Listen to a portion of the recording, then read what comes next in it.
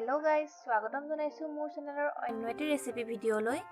এই ভিডিঅ'টোত মই আপোনালোকৰ বাবে লৈ আহিছোঁ আজি 3 প্ৰকাৰৰ চাটনি, আৰু সেইকেইটা হ'ল বুটৰ চাটনি, মচুৰ দাইলৰ চাটনি আৰু তিয়ঁহৰ চাটনি।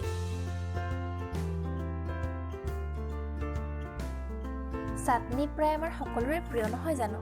সহজলভ্য বস্তুৰে আমি ধুনীয়া চাটনি ঘৰতে বনাই খাব পাৰোঁ। তাৰে 3 প্ৰকাৰৰ চাটনি মই আজি আপোনালোকৰ মাজলৈ আগবঢ়ালোঁ। আপোনালোকেও ট্ৰাই কৰি চাবচোন। তেনেই সহজ, লগতে খাবলৈও ভাল। তেনেহ'লে আহকচোন, বেছি সময় নষ্ট নকৰি আমি ভিডিঅ'টো আৰম্ভ কৰোঁ।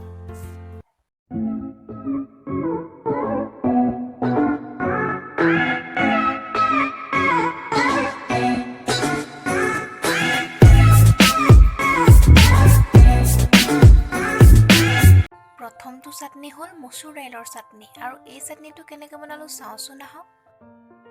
এই চাটনিটোৰ বাবে মই লৈছোঁ এবাটি তিয়াই লোৱা মচুৰ দাইল, 2টা পিঁয়াজ যিকেইটা মই এনেদৰে কাটি লৈছোঁ, লগতে লৈছোঁ মই এটা ডাঙৰ চাইজৰ নহৰু আৰু এটা ভোট জলকীয়া, তাৰ লগতে কেইটামান মান ধনিয়াৰ পাত। চাটনিটোত মই পিঁয়াজ আৰু নহৰু কেঁচাকৈ নিদিওঁ, সেইখিনি অলপমান ভাজি ল'ম, তাৰ পাছত সেইখিনি মই ব্যৱহাৰ কৰিম।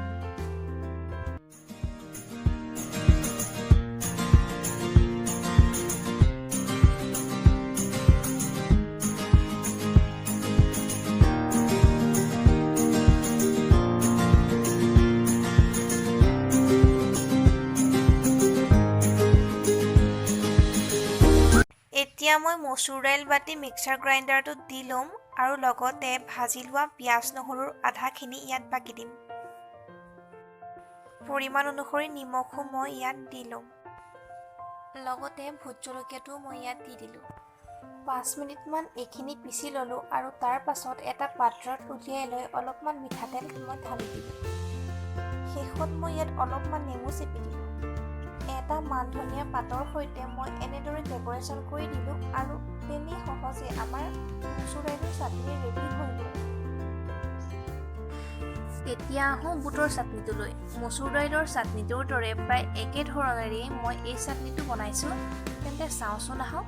প্ৰথমে বুটখিনি মই বাকি লৈছোঁ। ইয়াৰ পাছত পিঁয়াজ আৰু নহৰুখিনি মই ইয়াত দি ল'লোঁ। ইয়াৰ লগে লগে জলকীয়া, নিমখ আৰু মান ধনিয়াৰ পাত কেইটামানো একেলগে মই দিলোঁ। এইটো চাটনিটো তেল আৰু নেমু দিয়াৰ পাছত এটা বাটিত লৈ এনেদৰে সজাই ল'লোঁ।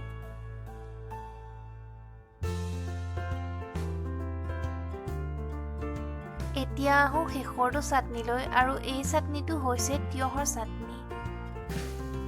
প্ৰথমে তিয়ঁহখিনি মই চকলকৈ কাটি ল'লোঁ, লগতে পিঁয়াজখিনিও টুকুৰা কৰি ল'লোঁ, আৰু লগতে নহৰুখিনিৰো বাকলি গুচুৱাই ল'লোঁ। এতিয়া তিয়ঁহখিনি মই ইয়াত বাকি ল'লোঁ। এইটো চাটনিত দিয়া নহৰুকেইটা মই অলপ পুৰি লৈছিলোঁ, তেতিয়া কেঁচা নহৰুৰ গোন্ধটো বৰ বেছিকৈ নোলায়।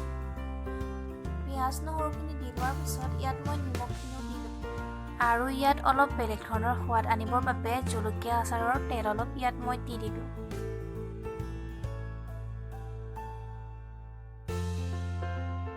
এয়াই আছিল মোৰ 3টা অতি সাধাৰণ আৰু সহজ চাটনিৰ ৰেচিপি। আশা কৰোঁ আপোনালোকে ট্ৰাই কৰি চাব আৰু মোক জনাব। লগতে যিসকলে মোৰ চেনেলটোত নতুন, তেওঁলোকে মোৰ চেনেলটো ছাবস্ক্ৰাইব কৰি যাব। ধন্যবাদ।